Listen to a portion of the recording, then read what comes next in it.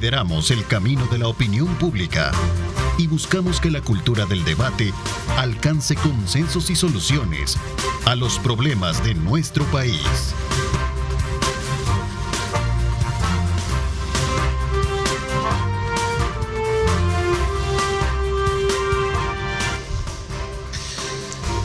Buenos días, El Salvador. Gracias por continuar con nosotros desde muy tempranas horas de la mañana, muy informados con todos nuestros equipos. Luisa Mayoa, por supuesto, también ofertándoles a ustedes las noticias nacionales e internacionales. Vamos de inmediato a conocer cómo está también el país desde otros ángulos, de temas de análisis que vamos a tener a continuación en esta hora y media. Así es que desde ya quédese con nosotros. Bienvenido, gracias por acompañarse de nuestra señal. Esta mañana nos acompaña acá en nuestros estudios el licenciado René Escobar. Él es Procurador General de la República, con quien vamos a hablar aspectos muy importantes que ha desarrollado la institución que representa por el bien de los salvadoreños y particularmente de la familia. Gracias por acompañarnos. Bienvenido, Procurador. Muchas gracias, Ernesto. Un placer estar aquí contigo para poder hablar un poco acerca de la institución. Creo que es una buena oportunidad para poder darle a conocer a todos los salvadoreños lo que estamos haciendo. Una institución que abriga el concepto de familia, derechos y otros aspectos fundamentales, ¿no?, que lo constituyen como tal. Por cierto, se celebró recientemente el Día del Padre en un contexto también que me gustaría valorarlo desde el punto de vista de cómo se sitúa también esta figura dentro de ese mismo, digamos, proyección o perspectiva que tiene la institución. Sí, bueno, quiero aprovechar la oportunidad para felicitar a todos los padres en esta fecha tan importante, pero también hacer una pequeña reflexión, ¿verdad? Sí. Sobre el hecho de la necesidad de la figura del padre en la vida de los hijos e hijas. Creo que es sumamente importante que nosotros entendamos que no solo es un tema de un sostenimiento económico, sino también del aspecto afectivo. Y es un buen tiempo para que nosotros podamos hacer esa reflexión en conocimiento de que hay muchos niños, niñas y adolescentes que de repente pues no tienen ese apoyo y es sumamente importante para su desarrollo. Así que para aquellos que cumplen de manera efectiva su rol de padre, no solo en la parte económica, sino que también afectiva, pues la felicitación y impulsarles a que sigamos en esa tarea importante de poder sacar adelante de manera objetiva a nuestros hijos. La responsabilidad, lo afectivo, pero también lo legal, ¿no? Así está, digamos, como abarcando esa figura que, por cierto, provoca y convoca a llevar a ser responsables a muchos, ¿no? Sí, desde luego. Bueno, y esa es una de las tantas tareas de la institución, ¿no? El hecho de poder garantizarlo a través de la asistencia legal, que en su mayoría de los casos son mujeres, ¿verdad? Sí. Quienes llegan a requerir lo que es la cuota alimenticia. Y para nosotros realmente representa una labor importante porque es significativo en la vida de toda la familia, ¿no? A ver, a un poco más de un año que usted ha estado al frente de la Procuraduría, ¿qué podemos decir que encontró dentro de esta institución? Bueno, yo creo que es importante mencionar ese contexto sobre el que nosotros llegamos a la administración de la Procuraduría. Pude observar primero mucha desconfianza de la población en cuanto a encontrar la respuesta a sus solicitudes. Y es algo natural, ¿no? La Procuraduría por mucho tiempo quizás estuvo olvidada porque no representaba un interés para el Estado. La Procuraduría creo de que ha sido invisibilizada por mucho tiempo. Creo que esa historia está cambiando porque hemos podido ver nosotros ahora un apoyo completamente diferente. Sin embargo, el haber dejado a muchos sectores de la población que son altamente vulnerables, sin darles esa oportunidad del acceso a la justicia, sin ver de manera objetiva y con interés el hecho de garantizar sus derechos humanos, es para nosotros y ha representado para nosotros un enorme reto. Una Procuraduría que necesitaba una reestructuración profunda, necesitaba una atención en la cual pudiéramos nosotros dilucidar un horizonte que nos llevara a tener una institución que genere la confianza a la población para acceder a cada uno de sus servicios. Cuando se refiere a una institución que carece de confianza a la población, ¿cuánto hemos logrado cambiar esa percepción? Porque si bien es cierto, retomando un poco datos históricos de cómo la Procuraduría siempre se ha tenido esa idea, ¿no?, de que en su momento los derechos de los niños por el tema de paternidad responsable, llámese por mujer u hombre, casi por lo general, a veces en el pasado han sido, no sé si invisibilizados, pero no han tenido la concreción o la respuesta que se esperaba. ¿Cuánto se ha avanzado en ese nivel de confianza, ¿no? Yo creo de que uno de los elementos o quizás de las acciones que yo podría resaltar es que nosotros hemos sido parte de todo el proceso relacionado también a la ley Crecer Juntos, que representa un interés de parte del Estado en su conjunto por garantizar los derechos de la niñez y de la adolescencia. Fíjate, Ernesto, que es difícil cuando tú tienes que empezar de cero, porque literalmente eso es lo que ha pasado. Es decir, cuando tú has tenido una estructura, un sistema de protección que no satisface las necesidades de toda la niñez y la adolescencia, era necesario empezar por el cuerpo normativo que le regula. En ese sentido, pues, la Procuraduría asume grandes retos con la ley y asimismo, internamente, nosotros como institución hemos hecho todas las articulaciones interinstitucionales a efecto de hacer efectiva dicha ley. Hemos hecho incluso trabajo de campo, porque no nos hemos quedado únicamente en nuestras oficinas tratando de resolver, sino que también hemos ido a donde están los problemas, donde están las necesidades. ¿Y por qué? Para que superemos algo que ha sido como muy reiterado en el pasado, y es la falta de identidad, la falta de empatía con las necesidades de la población. Si tú no conoces esas necesidades, si no vas donde están esas necesidades, difícilmente vas a poder tener esa conexión, pero sobre todo esa óptica de poder ver las cosas como son, con la realidad. Y esto es lo que nos ha permitido el poder estar trabajando también en el territorio. Hemos hecho equipo también con el CONAPINA, quienes pues tienen dentro de sus competencias muchas coincidencias con nosotros. Entonces puedo decirte que hoy el interés y sobre todo el compromiso de trabajar por nuestra niñez ha sido un compromiso sincero. A ver, es interesante cuando usted me habla de lograr establecer a la fecha un buen sistema de protección a la familia, tomando como punto de referencia marcos jurídicos adaptables a nuestro tiempo. ¿Cuál es la variable del pasado con lo que se tiene hoy en día? Bueno, no respondió a las realidades, porque en definitiva creo que si tú recuerdas, por ejemplo, lo que fue la Lepina, nunca sufrió ningún tipo de modificación, y las leyes deben de irse actualizando conforme a esas realidades. En el transcurso del tiempo pudimos ir observando que algunas de esas normas no aplicaban a las diferentes pretensiones o a los procedimientos que se requerían, y lo que hacía es que en lugar de darle una pronta y cumplida justicia a nuestra población, todo se volvía más complejo, con mayores dificultades, con un acceso limitado a la justicia, ¿no? Y no le podemos responder a la gente. Quiero comentarte, por ejemplo, también, con la ley relacionada a las adopciones, en el cual nosotros pudimos cambiar esa realidad. Cuando yo llegué, habían cerca de 3 años que estaba la oficina para adopciones, y únicamente se habían resuelto 12 casos en 3 años, ¿no? Hay una nueva ley, ¿verdad? Exactamente. Hay una nueva ley para en este contexto. Así ya vamos a hablar de ella más así específico, sí. Y ahora nosotros lo que hemos podido alcanzar en menos de un año, hemos tenido cerca de unas 18 adopciones y tenemos bastantes ya avanzadas en camino, porque lo que queremos es garantizarle a nuestros niños, niñas, adolescentes el derecho de vivir en familia, ¿no? Fíjate que eso a mí me permite también ponerte en contexto la diferencia del antes hacia hoy.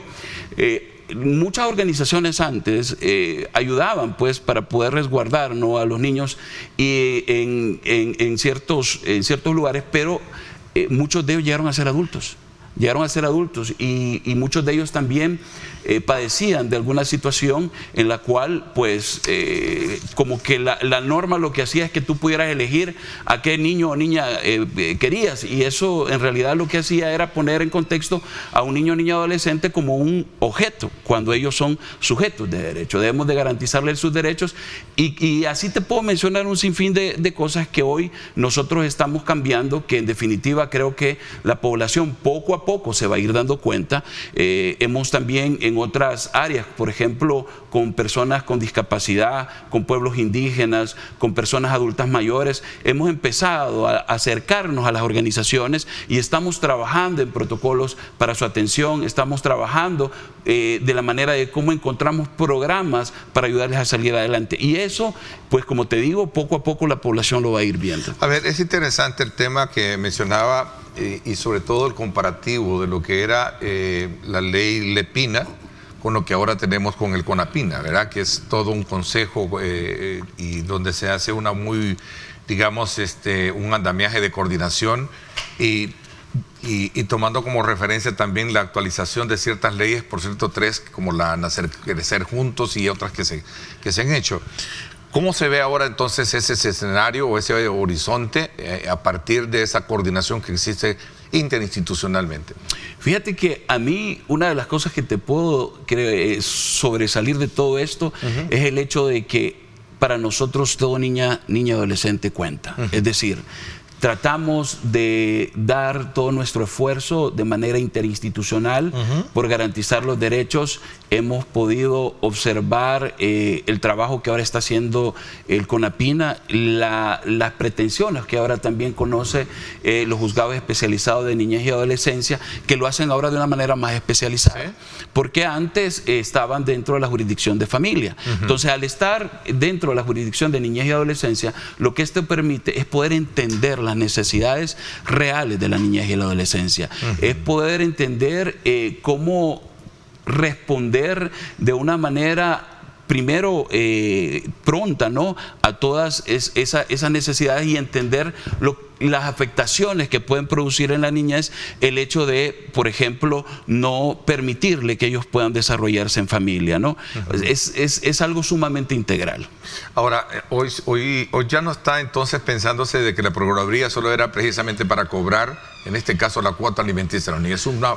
Digamos, se abre un poco ese abanico de papel en términos de decir, es más integral el trabajo, ¿no? Sí. El enfoque que se Bueno, de hecho, quiero decirte que esto, lo que pasa es que siempre lo ha tenido, pero sí, como... siempre se ha dicho que la Procuraduría era para eso, ¿no? Así pero es. Realmente no es para eso. Así es. Tiene otras áreas muy importantes. Así es. Fíjate que qué bueno que lo mencionas, porque es que de hecho la falta de trabajo en las demás áreas y la falta de interés también en todas esas áreas, lo que evidenciaban era eso, ¿no? Nos concentrábamos únicamente en el tema de familia, aunque he de decirte de que en el tema de niñez y adolescencia nosotros obviamente hoy contamos con una ley especial y eso a nosotros también nos impulsó a crear la Procuraduría Especializada de Niñez y Adolescencia, es decir, para poder estar en sintonía con esa visión de la ley y así poder tener esa respuesta integral de todos los actores, porque el tema de niñez y adolescencia es un tema de corresponsabilidad, donde actuamos todas las instituciones, donde actúa el gobierno, donde actúa el Estado en su conjunto, pero también la sociedad. Bueno, y hay un elemento importante que no hemos hablado, que es el tema de la convivencia familiar, ¿no? Sí. Que fue un factor, por cierto, muy impactado por todos los tiempos difíciles que vivimos en el pasado, específicamente por el tiempo de pandemia, ¿no? ¿Cómo se ha logrado de alguna manera mediar, conciliar y entrar en ese rol que también la Procuraduría tiene como fundamento? Sí, bueno, mira, ahí nosotros, tanto en el tema de familia como también en el tema de mediación, en el tema psicosocial, que son también áreas sumamente importantes, nosotros tenemos ese mecanismo, por ejemplo, de mediación, que nos permite que las personas puedan resolver sus diferencias y sus conflictos de manera amigable. Esta es una herramienta sumamente importante. Tú sabes el desgaste que hay cuando de repente nosotros podemos tener, por ejemplo, un problema vecinal y es el día a día, si no es una cosa es otra, pues bueno, la institución te permite a través de la mediación que puedan llegar a entendimientos, que puedan resolver sus problemas de manera amigable sin tener que acceder a el órgano judicial, por ejemplo, que está sumamente cargado, que además va a traer muchos costos. Entonces la mediación como tal te ayuda a eso, te ayuda a poder establecer convenios en temas laborales también, en temas de familia, es decir, tiene una amplia proyección en cuanto a la resolución alterna de conflictos, pero también la parte psicosocial, que te he puesto mucho de que mucha gente no conoce de ello. Nosotros al llegar a la institución sabíamos de que nuestra población tiene una situación sumamente compleja por todo lo que tú ya mencionaste, por lo que ha pasado, tanto desde el conflicto armado, desde la violencia.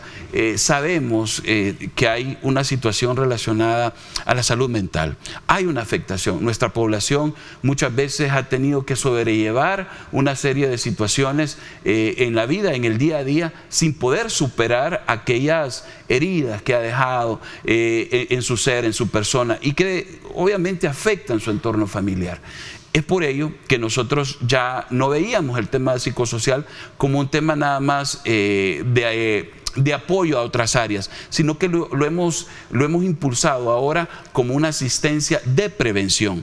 Nuestra idea con ello es que los usuarios y usuarias de la Procuraduría puedan acceder a la institución a efecto de poder seguir primero ese análisis, ¿no? o ese estudio, para que posteriormente puedan tener un seguimiento y darles esa asistencia que es sumamente importante en la parte psicológica. El tema de la salud mental viene siendo hoy en día como un gran desafío para las autoridades, sobre todo cuando sabemos no solo del elemento o factor de impacto que tuvo la pandemia, sino también de otros factores que están provocando, digamos, en el ambiente externamente, la actividad, digamos, emocional del ser humano, ¿eh? Sí, desde luego. Bueno. Se está trabajando en esto, se tienen programas que a partir de su llegada, como lo decía, entiendo que se han cambiado parámetros, se han cambiado patrones, y se ha llegado de alguna manera a contemplar un plan o la implementación de planes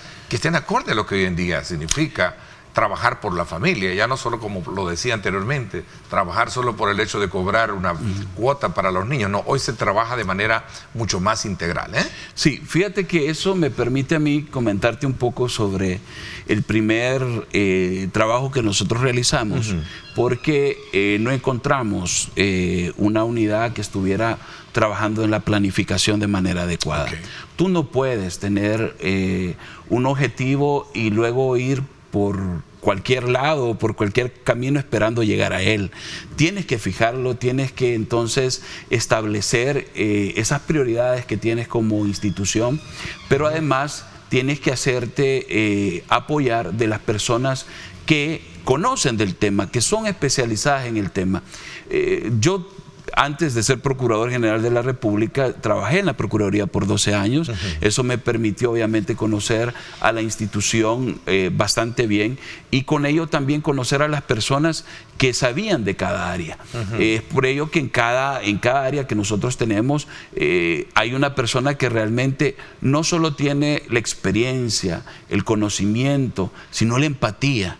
Es decir, cada quien que está al frente de una unidad, de una procuraduría especializada, tiene todas las competencias. Y eso es lo que nos ha permitido entonces tener una visión bastante, digo yo, con bastantes retos, pero que al final lo que busca es garantizar los derechos de la población.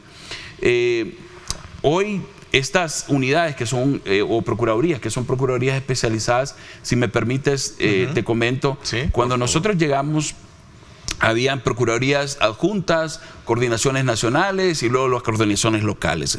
Eso lo que hacía era un cuerpo administrativo muy grande, una cabeza administrativa muy grande. Entonces, obviamente se traduce en el atender no de manera adecuada a la gente, en la burocracia, en no tener los flujos que debe de tener el trabajo en la institución.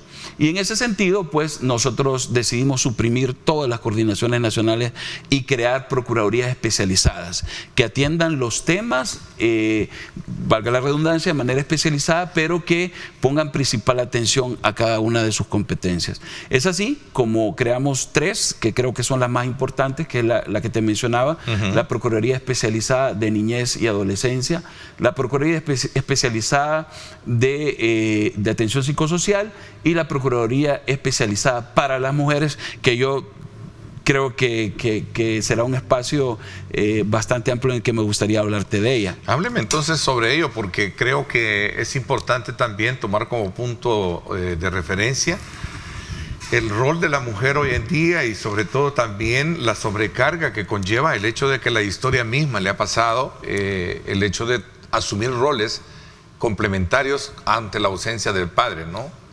O de un esposo dentro de un concepto de hogar o familia como tal. Sí, bueno, mira, cuando yo llegué a la institución, el tema de mujeres estaba como en segundo plano, ¿no? Porque no estaba en la misma posición de interés que otros temas.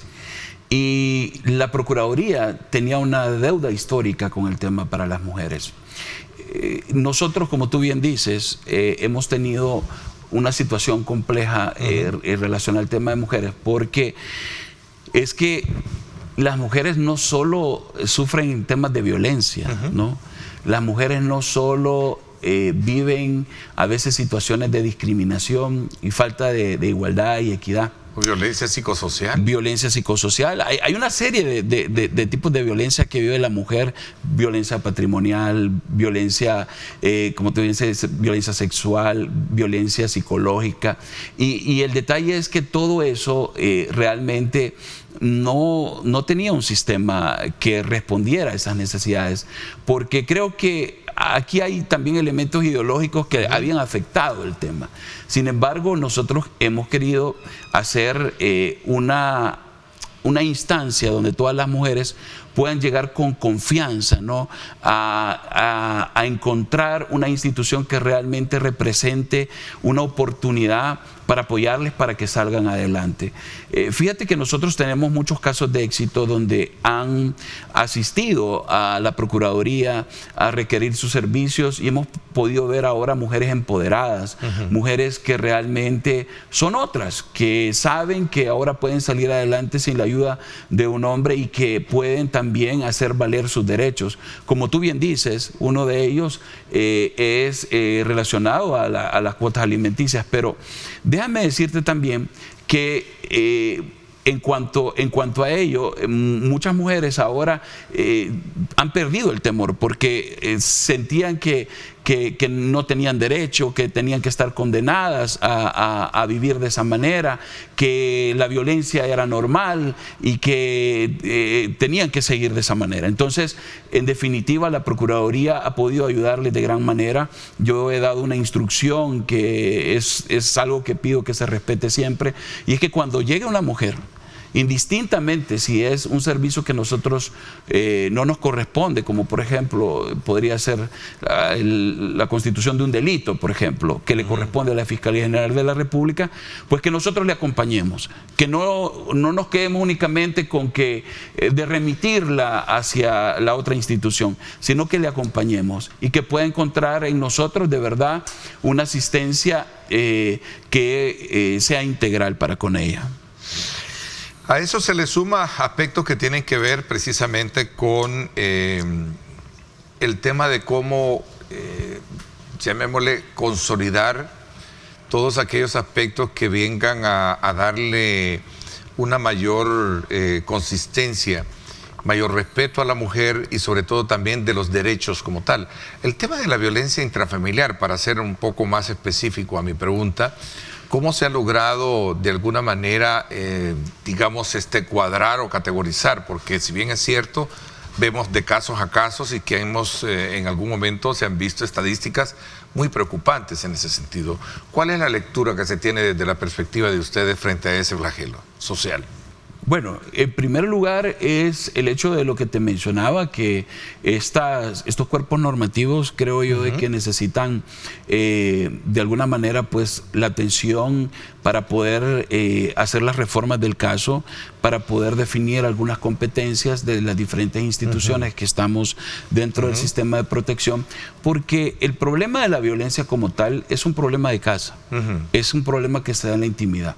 Si la mujer no denuncia, si la mujer no da el aviso, difícilmente el Estado puede actuar. Y justo el elemento al enfoque al que quería llegar, porque al principio hablábamos de la confianza, y por eso hablaba, ¿qué nivel de confianza se ha logrado tener para que una persona que se sienta agraviada con sus derechos, llámese por responsabilidad de no tener el apoyo del padre para su hijo, y este aspecto que tiene que ver precisamente con la violación de derechos de una mujer, ¿cuánto se ha logrado de alguna manera mitigar o menguar esta situación, ¿no? Mira, yo creo que ha sido importante el trabajo que hemos hecho como institución, porque hoy hemos podido ver que cuando tú tienes una buena atención, definitivamente es algo donde se va... Sí. ¿Y la Procuraduría está en los 14 departamentos? Estamos, ¿Están en los 14? Sí, tenemos 18 procuradurías auxiliares. Okay, es accesible, ¿no? Es accesible. A eso quería llegar, así es. ¿no? Y eso lo que permite, como te decía, es el hecho de que ahora, al crear también la Procuraduría Especializada para las Mujeres, nosotros fortalecimos todas las unidades de atención a las mujeres en todo el país. Entonces, hoy, déjame comentarte que hemos podido nosotros evidenciar que muchas mujeres tienen bastante confianza en lo que nosotros hemos estado haciendo, porque hemos podido ver toda esa afluencia que últimamente se ha dado en la institución, y eso lo representa a través del trabajo que hemos hecho en 3 áreas. La primera es la atención legal, ¿no? La asistencia legal que nosotros le damos. Con ella nosotros hemos podido asesorar a las mujeres para ver qué instancias son a las que debe acudir, y también nosotros hemos brindado la asistencia psicológica, que en ella nosotros le damos los primeros auxilios psicológicos, y dependiendo de lo que nosotros podamos observar, que muchas de las veces necesitan un seguimiento, pues les damos esa asistencia. Pero además de ello también tenemos una asistencia social. Esa asistencia social lo que hace es crear grupos de autoayuda, programas que le ayudan a la mujer a ser independiente, ¿no? Y a fortalecer todas sus capacidades, y que así pueda acceder de manera oportuna a la institución, a todos los servicios que requiere. El tema de mujeres para nosotros en cuanto a estadísticas, déjame decirte que se ha elevado a efecto de esa respuesta que nosotros le hemos dado a la población. Cerca de 9.912 asesorías se han dado en lo que tengo yo de estar en la institución, ¿no? Y más de 18.115 ya directamente expedientes que se han podido abrir para... Es interesante porque logro de alguna manera sistematizar que lo que se ha tenido en esta gestión es una Procuraduría que sí ha logrado responder oportunamente a recuperar esa confianza a través de estos servicios que se han prestado, ¿no? Ese ha sido nuestro objetivo. Es interesante. Voy a seguir y quiero hablar, aprovechar los minutos que nos restan de la conversación esta mañana con usted. René, es el tema de la ley de adopciones, que es otro de los grandes, desafíos que en el pasado se tenía, ¿no? Y que a través de esta nueva ley que se aprobó en este contexto de país que tenemos hoy en día, o de Asamblea Legislativa, pues tiene otros elementos importantes para poder de alguna manera hacer menos engorroso lo que antes era un proceso de adopción, ¿es cierto? Claro. Voy a una pausa, no me cambie, regresamos.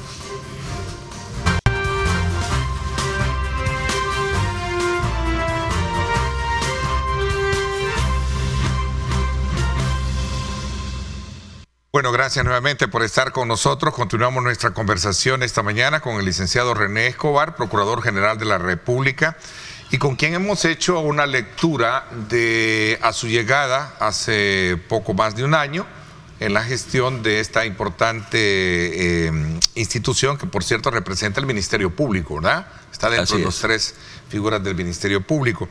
De alguna manera, de corregir todos aquellos sistemas que a su criterio han estado siendo hasta obsoletos y que se han logrado colocar ya en una vitrina mucho más moderna y de mucho más respuesta inmediata hacia la población. Antes de pasar a hablar del tema de la ley de adopciones, como lo dije anteriormente, me gustaría que cerráramos este ciclo institucional de análisis que tenemos de la Procuraduría para conocer un poco qué se ha hecho con relación a la unidad de fondos a terceros, que era un punto también bastante neurálgico en cuanto a el desembolso y la aplicación de aquellas cuotas que muchos padres daban, pero que se les otorgaba de manera tardía a las madres, ¿no? Cuéntanos un poco sobre. Bueno, quiero comentarte un poco el contexto porque es importante que la población lo sepa. La unidad de fondos de terceros tiene muchos años, ¿no? En los cuales ella ha sido la que se ha encargado de receptar lo que son las cuotas alimenticias para luego ser entregadas a los beneficiarios o beneficiarias. El problema había sido que muchas de esas cuotas que se habían dado en diferentes modalidades y que los registros siempre eran físicos, no tenían un sistema. Luego se crean unos sistemas que no respondieron a la necesidad que tenía la unidad, porque es una unidad delicada, es un tema de manejo de fondos, ¿no? Y en ese sentido, lo que ha venido representando es que muchas, sobre todo mujeres, no han podido tener la cuota alimenticia en tiempo, aun cuando a lo mejor se le había descontado a los padres por esas dificultades administrativas que había. Sin embargo, en esto también había una gran responsabilidad de las empresas, incluso de algunas instituciones, relacionadas a los procedimientos que se daban, es decir, enviaban lo que era el monto, el dinero como tal, pero no las planillas. Entonces era difícil para nosotros establecer de quién eran las cuotas. Entonces eso es lo que representaba en el pasado, eran 8, 10 días, a veces si no más, para dar una cuota. Hoy nosotros hemos reducido de manera significativa esos tiempos y más que ello estamos trabajando en un sistema integral. Ese sistema integral no solo es para fondos de terceros, es para toda la Procuraduría, porque nosotros lo que teníamos eran sistemas islas, es decir, un sistema en laboral, un sistema en familia, un sistema en penal, un sistema en mujeres, y el problema era que cuando tú los querías consolidar no los podías conectar porque tenían diferentes lenguajes informáticos.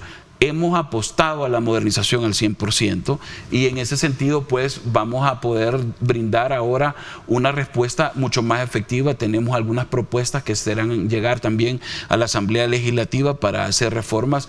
He de decirles que el compromiso de este servidor es que dejar un legado en relación a este tema. Vamos a respaldar el tema de las cuotas alimenticias para garantizarle a los niños, niñas, adolescentes, a los adultos mayores, a quienes son beneficiarios de las mismas, el que lleguen esas cuotas alimenticias y que puedan ser exigibles. Hay una buena coordinación dentro del Ministerio Público, Fiscalía, Procuraduría y Procuraduría de Derechos Humanos, porque aquí esto se encierra en, bueno, todo ese rol importante lo encierran y lo abarcan todos estos actores institucionales, ¿no? Fíjate que eso me permite comentarte algo, Ernesto. Yo creo de que después de haberlo visto quizás desde otro ángulo, el tema del trabajo en equipo, del trabajar articulados con las demás instituciones, el hecho que otra institución no quiere entorpecer tu trabajo, porque yo lo pude ver en el pasado, ¿no? Eso te permite que puedas dar una respuesta más efectiva y más ágil, ¿no? Porque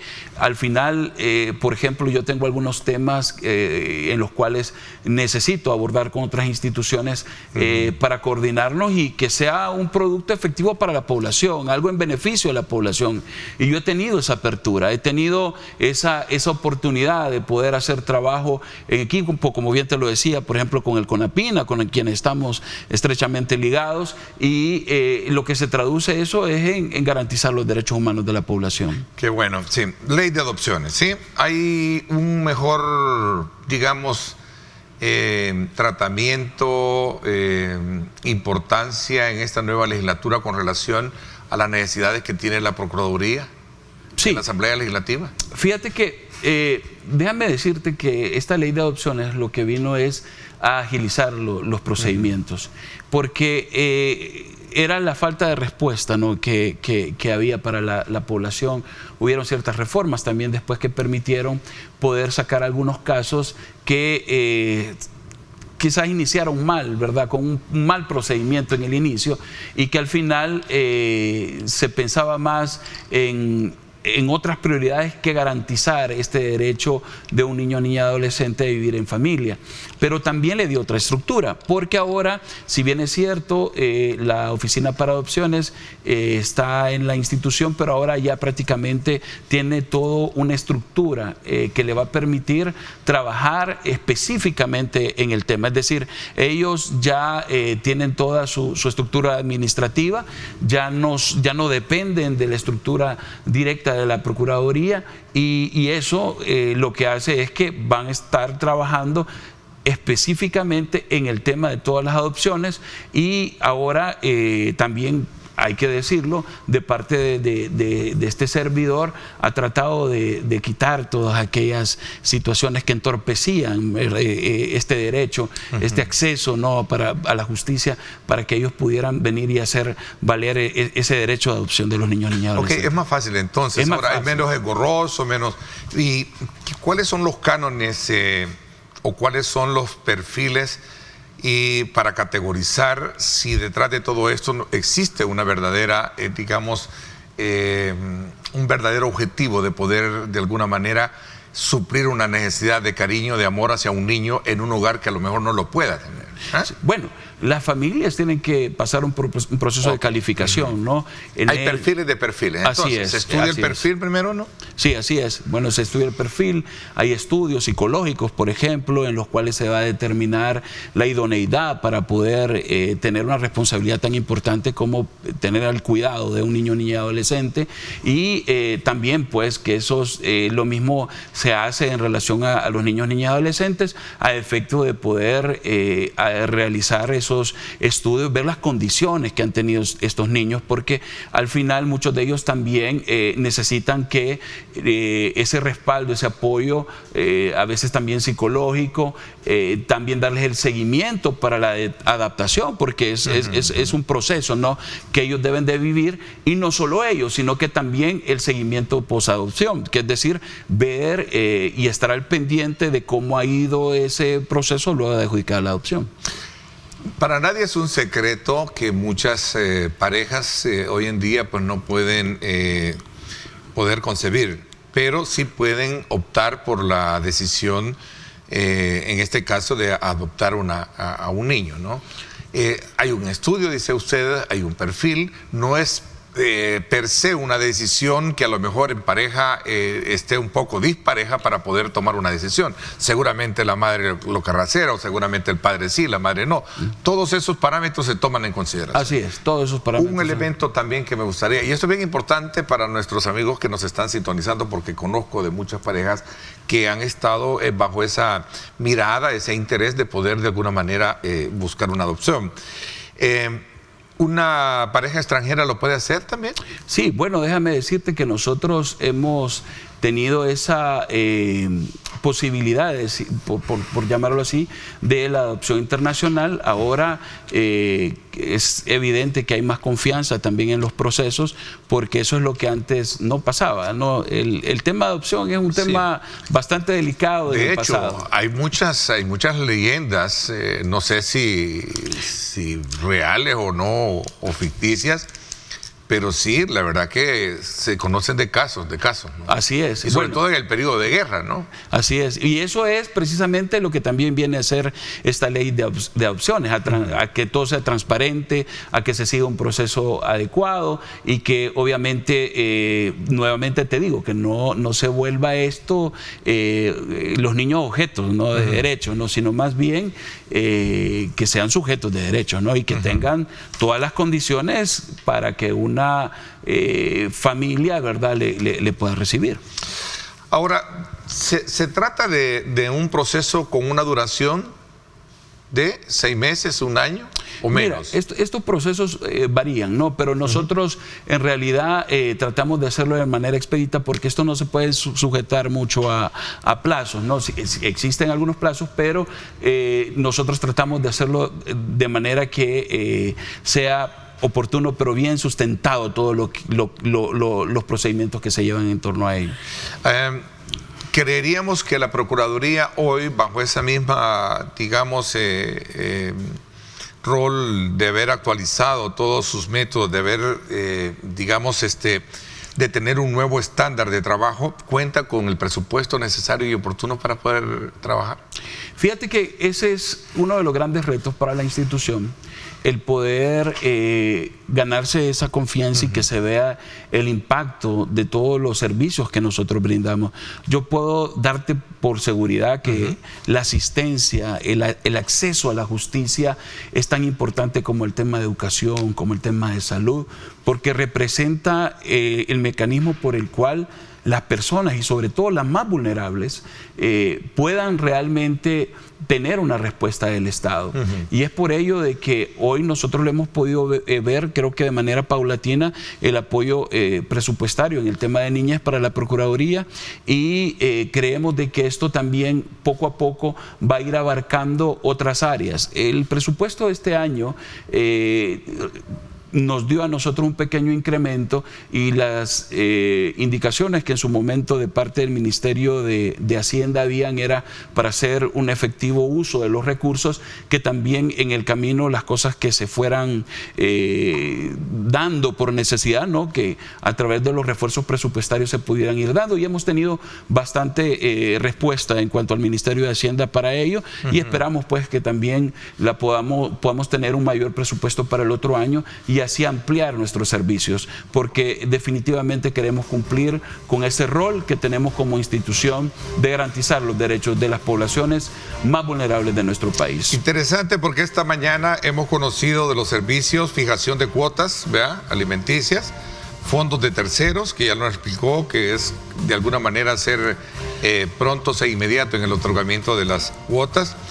Este tema de la Procuraduría Especializada en Derechos Laborales, que nos quedamos un poco cortos en ello, y me hubiese gustado hablar también de este tema relacionado con el desplazamiento forzado, que también tienen ustedes en algún momento un rol importante que jugar, ¿eh? Sí, hay muchos temas. La Procuraduría tiene varios roles, y ese desplazamiento forzado también es un tema muy amplio, en el sentido que ahora han cambiado las razones. Hoy las mujeres están llegando a la Procuraduría porque antes estaban sometidas producto del tema del crimen organizado, y están buscando ayuda para poder encontrar el apoyo y así salir adelante. Procurador, le agradezco muchísimo que nos haya acompañado esta mañana y haberlo tenido por primera vez acá en el programa. Así es que muchísimas gracias por habernos acompañado. Muchas gracias, Ernesto, a la orden. Gracias. Por mi parte, nos vamos a una pausa y regresamos con más.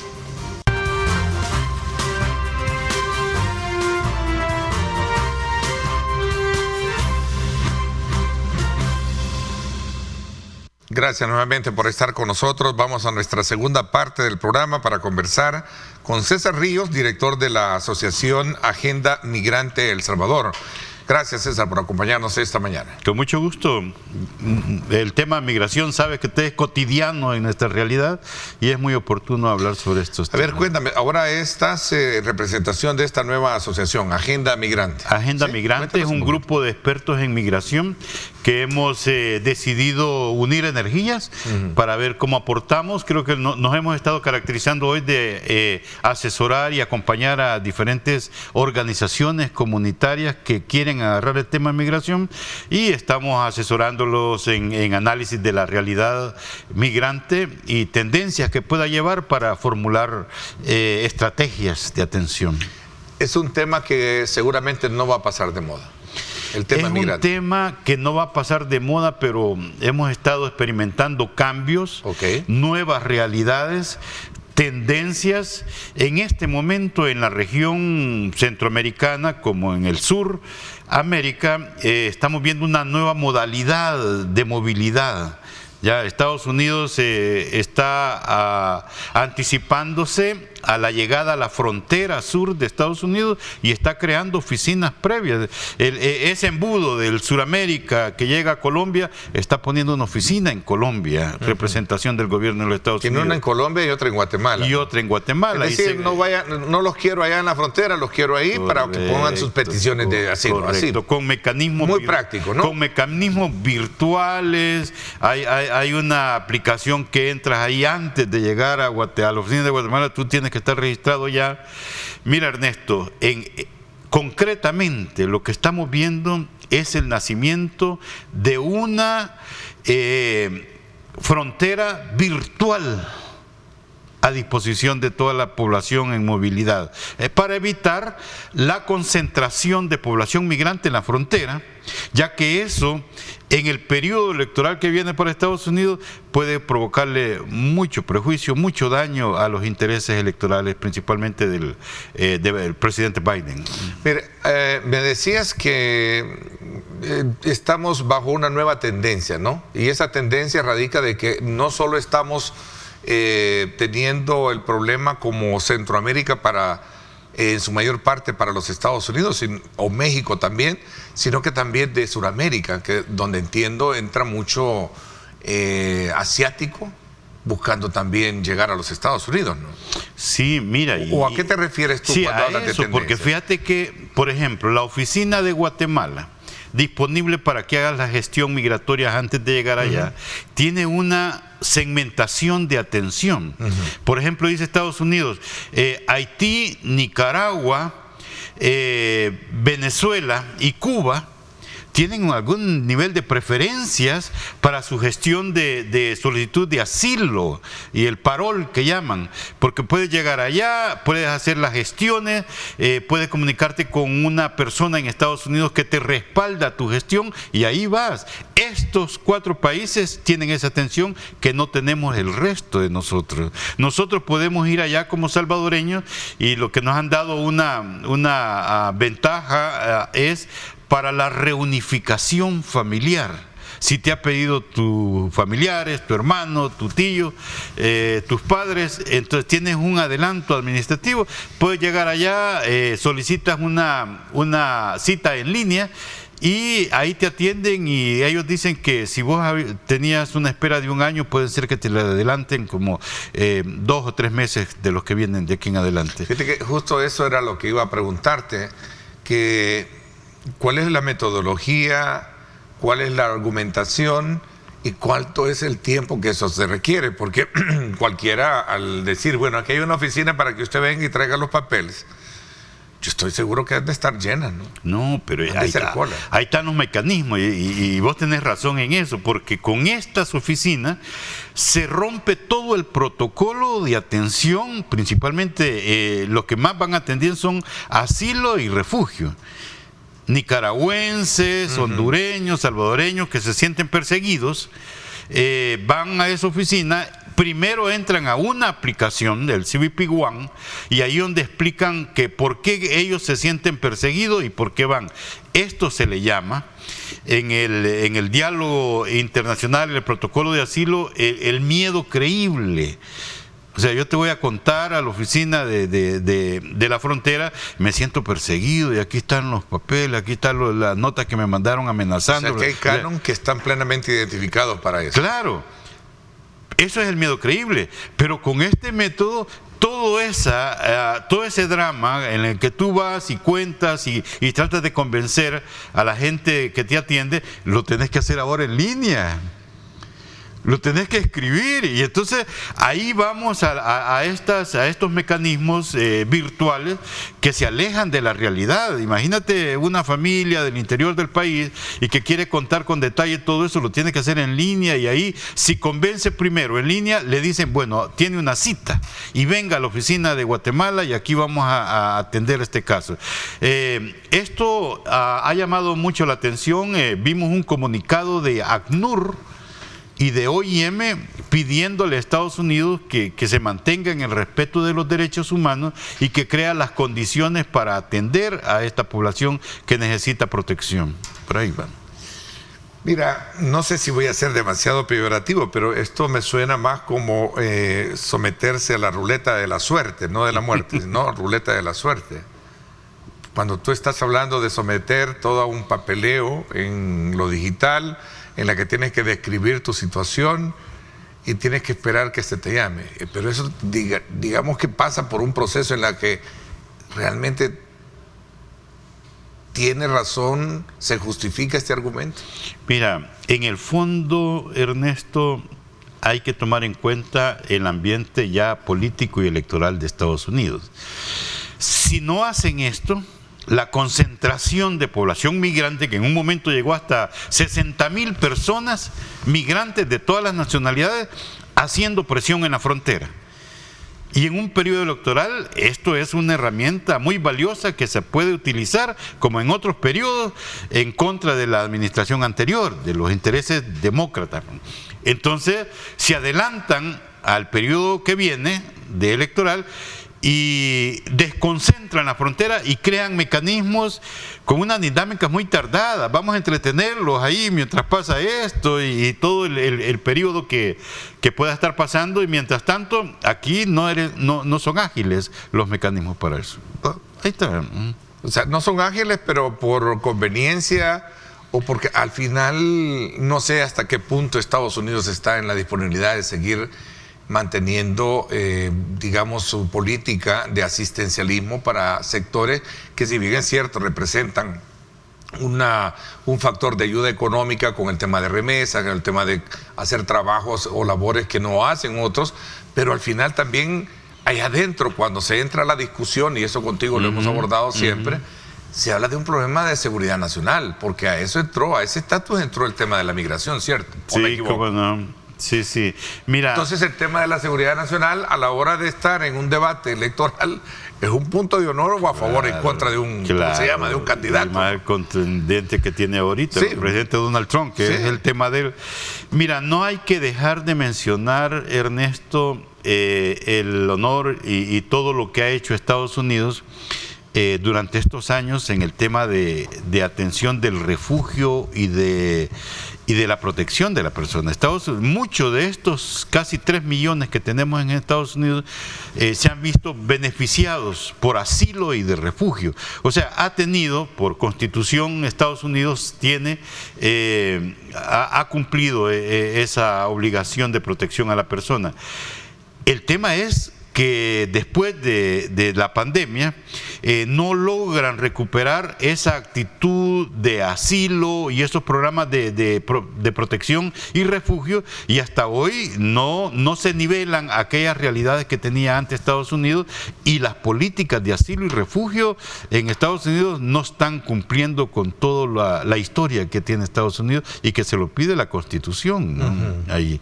Entonces eso ha detenido, y esto fue una promesa de campaña del presidente Biden.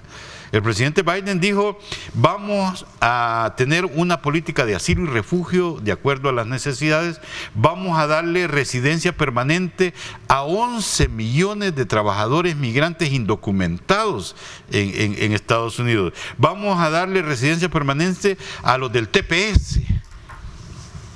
Ya, y yo creo que por ahí tienen una lista ya preparada para el periodo electoral donde van a ir sacando las promesas cumplidas y no, y este tema de asilo y refugio tiene que ver con estas oficinas instaladas. Ya vamos a hablar del tema TPS, voy a hacer una pausa. Cuando regresemos, ¿cómo se logra de alguna manera argumentar que soy perseguido o que tengo problemas en mi país cuando los voceros o los representantes del gobierno estadounidense, por ejemplo, hace unos 2 o 3 días, el embajador Duncan en nuestro país resaltó mucho el esfuerzo que ha hecho el gobierno actual en materia de seguridad, que era uno de los principales, y eso no me vas a dejar mentir tú, ¿no? Claro. Uno de los principales factores por los cuales migraba muchos salvadoreños. Y también las declaraciones que ha dado nuestra embajadora en Estados Unidos, que estamos muy bien, ¿verdad? No, pero veamos el caso del embajador Duncan. Claro. Lo dijo hace poco: no conozco de un salvadoreño, así casi de manera textual, que no me diga sentirse bien con el régimen de excepción por el nivel de seguridad que tiene ahora el país. Y entonces, ¿verdad? Hay otro plan. Hay un plano social, económico que también... Sí, plano social económico que también te provoca. Él mismo dijo que bajó un 40% de la migración, o sea, ha bajado, o sea, el impacto de la inseguridad. Ahora preguntando quiénes son los que se van. Eso te iba a preguntar. Ahora, bueno, si es así, ¿quiénes son los que se van y quiénes así los van a pedir? Pues? Claro. Vamos a la pausa, 7:33. Gracias por estar con nosotros.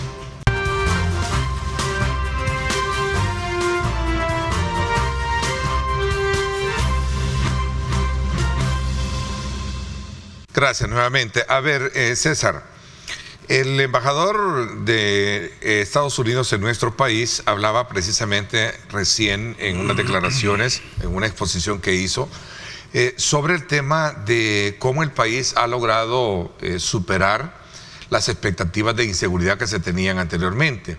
Un factor que sociológicamente contigo y con otros expertos en el tema hemos abordado desde el punto de vista de que viene siendo o venía siendo como la principal causa por las cuales migraba una persona, ¿no? Pero una vez resuelto esta situación, ¿qué podemos esperar de argumentaciones para una persona que quiera migrar por este u otros factores que podríamos visualizarlos en el contexto del país? Mira, hay varias cosas que se puedan combinar ahí, y esto tiene la respuesta a aquella expresión que hace el mismo embajador, que El Salvador reduce un 40% la migración. Y cuando tú compares, por ejemplo, en el Triángulo Norte, Honduras, Guatemala y El Salvador, ellos han ido en un crecimiento acelerado. Y nosotros hemos bajado. Y nosotros, el crecimiento... ¿O hemos subido? El crecimiento ha sido negativo, o sea, no crecemos al mismo ritmo que ellos, okay. ¿ya? O sea, pero sí siempre hemos crecido. Siempre se crece, siempre hay migración. Entonces, la reducción se debe al impacto del control de la inseguridad ahí, pero sin embargo, tenemos otros elementos que han estado históricos marcando el ritmo de aumento de la migración. No podemos expresar ni decir que nuestra situación económica es óptima y que estamos muy bien. Aquí todavía hay falta de empleo. Hay falta de salarios dignos que te puedan dar una estabilidad económica y una calidad de vida. Eso es fundamental para mantener los ritmos de migración. La reunificación familiar no se puede negar que es un elemento muy importante. O sea, en otras palabras, El Salvador, la migración actual está fundamentada por temas económicos, de empleo, y ahora que hemos observado un comportamiento que llama mucho la atención, que el tema climático está marcando cada día un ritmo que mira, el reporte del Banco Central que nos dice que el área geográfica de mayor recepción de remesas y de mayor actividad migratoria es Chalatenango. Y le quitó el lugar histórico a oriente del país, que eran los primeros que recibían remesas familiares. ¿Y por qué Chalatenango? Y los mayores impactos de Chalatenango son climáticos, productividad agrícola. ¿Ya? Y entonces quiere decir, si se reciben más remesas ahí, que la migración sale más de ahí y que la situación económica de estos lugares no están mejores que antes. ¿Ya? Entonces son esos comportamientos que te da y cuando la pregunta, ¿y quiénes son los que puedan solicitar asilo y refugio y protección ahí? Es fundamentado por la parte económica. Ya todavía nuestros programas de gobierno no llegan a esos rincones a aliviar esta situación económica que tenemos. Ahora preparémonos, porque este periodo que viene de falta de lluvias, el fenómeno del niño que viene, ¿verdad? Esto va a provocar una situación en la productividad agrícola y esto provoca movilidad y esto provoca situaciones económicas difíciles que son los que posibles nuestros demandantes de protección, asilo y refugio que vamos a tener. Ahora, con este alcance o con esta, digamos, estadística que tú replicas de lo que decía el embajador Duncan, ¿podríamos esperar que vamos a mantener ese flujo de remesas positivo para la economía del país o podría menguar o tener variables importantes? Mira, el reporte en tema de remesas y de migración, El Salvador, si disminuye los ritmos del flujo migratorio, esto trae efectos muy grandes que nosotros los hemos vivido en El Salvador. El Salvador era uno de los que estaba más arriba en la actividad migratoria y por consecuencia era los que teníamos un nivel de ingreso de remesas familiares alto. Al romperse ese relevo generacional de migración, ese ritmo de crecimiento de la migración, los impactos son directos en una disminución de las remesas familiares. ¿Ya? Por lo tanto, como país deberíamos ya de empezarnos a preparar con estrategias de ese nivel de dependencia que hemos tenido de las remesas, marcando el ritmo de estabilidad económica, de esa brecha comercial entre importaciones y exportaciones. Las remesas es el colchón que ha logrado aliviar ese impacto. Al disminuir la migración, porque fíjate que hay una teoría ahí que dicen que los que más envían remesas familiares son las personas migrantes en sus primeros 5 años de migración, de estancia. Y si nuestro flujo, esos primeros 5 años se van a hacer sentir en una disminución de la migración. Tenemos que hacer un programa, políticas públicas para orientar ese uso productivo de las remesas. Ahora, ese uso productivo de las remesas me trae recuerdo mucho el sentido mismo al cual en la historia de nuestro país se le ha querido dar, sobre todo para que cambiar esos métodos, esa forma de que estas no vayan más a, digamos, a un destino de servicio y consumo, sino más bien productivo. Creo que esto ha cambiado hoy con una nueva visión que se le ha puesto y se le ha inyectado al país de ser atractivo en materia de inversiones. Para mí, y en lo particular me alegra, me encanta ver a tantos salvadoreños que ni por cerca me imaginaba que eran empresarios grandes, fuertes y que ahora están haciendo inversiones en el país. Correcto. Eso es un punto bien importante. Correcto. Es que es una generación, mira, El Salvador, la generación de los años 70 y 80 que emigraron, que es una generación muy especial. Muchos de ellos fueron dirigentes políticos, organizadores comunitarios, que fueron los que se fueron.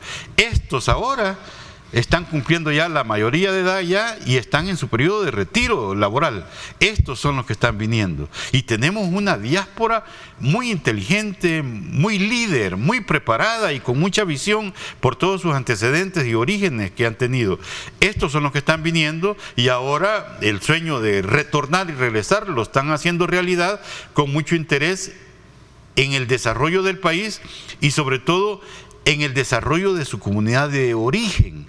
Y esto hay que sacarle mucho ventaja, ¿no? Porque si imagínate que tuviéramos un retorno de personas y de capitales para invertir en las comunidades, en los cantones, eso sería una nueva realidad para nuestro país y tiene que ver mucho. Yo no sé si otro día vamos a hablar de un programa especial sobre el nuevo orden administrativo, político, comunitario, ya la reducción de municipios y todo claro, eso. Yo creo que de hecho estaba dentro de mi idea verlo de qué forma esto puede, digamos, conjugar o tener un impacto precisamente en este tema, ¿no? Sobre todo porque ahora estás cambiando geográficamente muchos aspectos que tienen que ver con la identidad cultural de salvadoreño. Claro, ¿no? Y mayor ordenamiento. Cuéntame un poquito. Déjame terminar la idea, la pregunta anterior que me hacías, sobre el uso productivo de las remesas. Y te digo algo así muy concreto y muy directo. Las remesas familiares no van a ser productivas en la medida que no se les inserte al sistema financiero. Si no hay políticas nacionales que permitan una bancarización de las remesas familiares, no va a dejar de ser un capital puesto en las manos para el consumo. Entonces, aquí te demanda una política pública para orientar esa inclusión financiera de las remesas familiares y también te demanda un compromiso de la banca nacional para que empiece a crear productos financieros de acuerdo a esta demanda y a las características de esta familia. Mientras no hayan esos dos elementos que se conjuguen a favor de la familia receptora, entonces las remesas van a seguir siendo utilizadas para el consumo. Me llegan $300, los guardo en mi casa y los empiezo a gastar. No es lo mismo si me permiten insertarlos al sistema financiero y que me sirva y que la remesa me sirva como herramienta de gestión para accesar a otros productos que ellos han diseñado para mí. Poner una tienda, un negocio, comprar una casa, la escuela de los niños.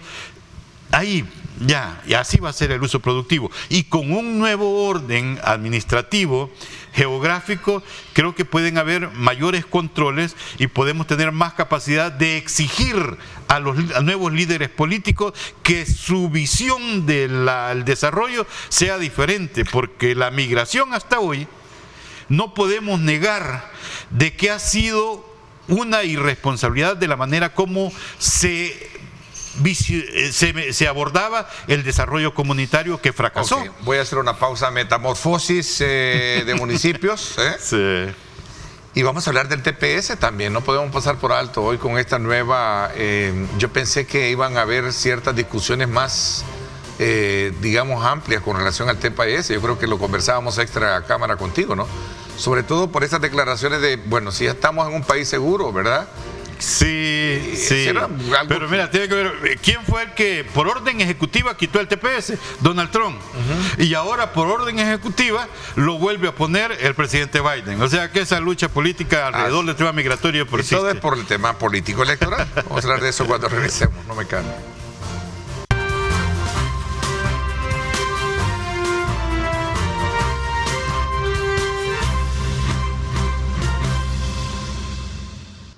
Gracias nuevamente por estar con nosotros a esta hora de la mañana.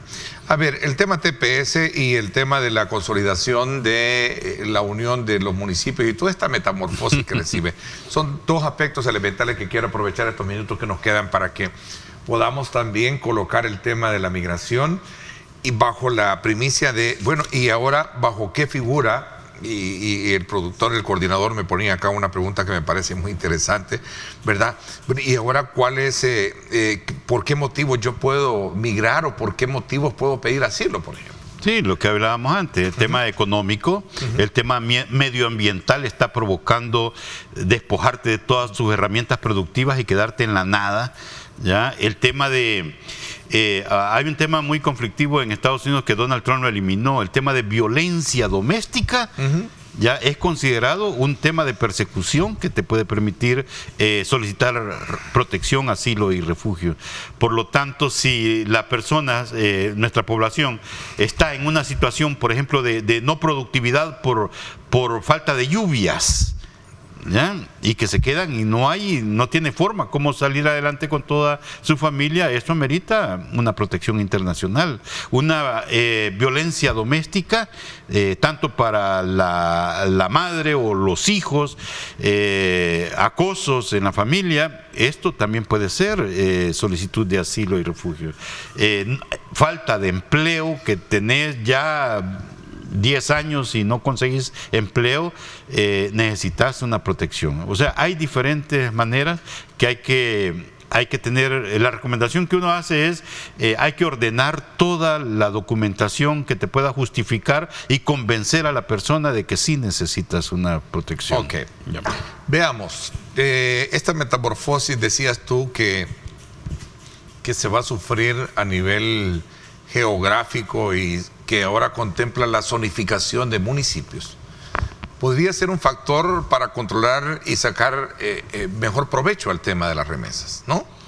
Sí, al tema de las remesas y sobre todo al desarrollo económico local, ya, porque la falta de visión de nuestro liderazgo político anterior, de esa falta de planificación o el equivocado modelo de desarrollo local que ha existido en nuestro país, las consecuencias han sido las migraciones. O sea que tú sitúas tu confianza en que esto va a cambiar para bien. Sí, porque hay más control, porque y acabo de escribir algo en el periódico que salió sobre la existencia de polos de desarrollo en El Salvador están provocando también una disminución de la migración. O sea, vamos a Oriente, de la manera como se está invirtiendo, cómo el gobierno central está invirtiendo en el desarrollo de polos económicos locales, como en el Oriente, como en La Libertad y toda la costa que está haciendo. Estos polos de desarrollo está provocando un dinamismo al interior del municipio, hay como 4 municipios involucrados en eso, y que de repente los jóvenes dicen, mira, hay un ambiente aquí dinámico, yo creo que aquí puedo poner una venta de algo, ya puedo poner un comedor, o puedo emplearme, y si aprendo inglés yo creo que tengo seguro aquí mi empleo. Ese cambio de realidad. El tema es que estas dinámicas han sido colocadas por el gobierno central, por una visión del desarrollo, y el involucramiento de los líderes políticos municipales han sido pocos. O sea, esas intervenciones, esa visión de desarrollo no han estado a la altura del liderazgo político municipal que hemos tenido hasta hoy. Esperaríamos que en este nuevo orden logren ponerse en sintonía en un solo plan de desarrollo nacional y no ver esa diferencia entre el líder político municipal y el gobierno central. Ahora, te decía que el tema del TPS, que creo que no puedo pasarlo por alto, ¿ha sido positivo esta ampliación que se ha dado? ¿O cuál es la lectura que tú le das desde tu perspectiva y experiencia, no? Sí, claro, muy positivo y muy político. No. El TPS lo canceló y lo suspendió el presidente Donald Trump por orden ejecutiva, porque tiene todos los derechos. Y ahora lo vuelve a reactivar el presidente Biden por orden ejecutiva y porque tiene todos los derechos y todo el poder de hacerlo. O sea, el tema TPS fue político Donald Trump y ahora es político Biden. Pero qué bueno que nos favorece. La recomendación que hay que hacer es, porque estamos hablando de 22 años de TPS. Y esto no es una renovación automática. Tienen que entrar a la documentación que hacían antes. Y tienen desde julio a septiembre para hacer esa documentación para eso. Pero hay que aprovechar estos 18 meses para seguir intentando a una residencia permanente que la tienen ganada. La tienen ganada. Por ahí me estaban diciendo que, por ejemplo, hay familias que son 5 miembros de la familia y los 5 son beneficiarios del TPS. Y cada trámite de esta gestión de una residencia permanente cuesta alrededor de $2,000 y $2,500. O sea, sumarlo, multiplicarlo a ese ambiente familiar, y creo que esa es una recomendación para nuestra embajadora, para que tome en cuenta estas realidades económicas de estos hogares, de los compatriotas beneficiarios del TPS, que les estamos pidiendo que inicien un trámite de residencia permanente, para ver cómo ponemos un capital y un fondo a disposición de estas familias que puedan usar en un financiamiento para poder financiar en este momento su trámite migratorio. O sea que este tema del TPS, ¿cuánto llevamos ya? ¿Cuántas prórrogas? Mira, estamos desde el 2001 hasta la fecha. ¿A qué quiero llegar con esta un poco? Y perdona, porque sí, han sido tantos. O sea que yo no le veo concreción para poder de alguna manera una propuesta, que llegue a ser una propuesta en un despacho de un presidente para que diga, bueno, estos de TPS los vamos a convertir ya en residentes permanentes. Sí, a eso... Y así como se hizo con En la Cara. Pues En la Cara fue eso, ¿no? Sí, ¿y sabes por qué? Porque se necesita la reforma migratoria que tanto han anunciado todos. Pero y ¿cuál si no reforma? la tiene, hay manos cortas. Pero ahí ¿cuál reforma migratoria? En tema de leyes. Si solo se toca cuando van a elecciones. No? Claro que sí, porque mira, ahora terminamos esta administración y no hay reforma migratoria. Terminamos ambos bajo esa sonrisa triste, pero no sé si irónica, pero es cierto. Es cierto, ¿no? Es cierto. O sea, esa reforma tiene que pasar primero, debe pasar por el Congreso. Correcto. Y el Congreso es un vaivén de posturas, ¿verdad? Unos a favor y la mayoría casi en contra. Estamos viendo ahora, mira, ni demócratas ni republicanos están. Ambos no están con una solución permanente. Entonces, a donde yo quiero llegar con mi elocuente, y perdón un poco, con mi elocuente comentario, ¿verdad? Porque el mejor, en el fondo, deseo para mis hermanos salvadoreños, nuestros hermanos salvadoreños, es que les den ya esa estabilidad, ¿verdad? Que no sea temporal.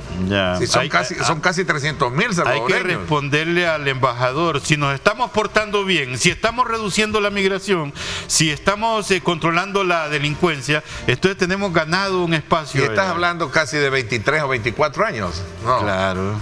¿Sí? Sí. Ya justo. Sí.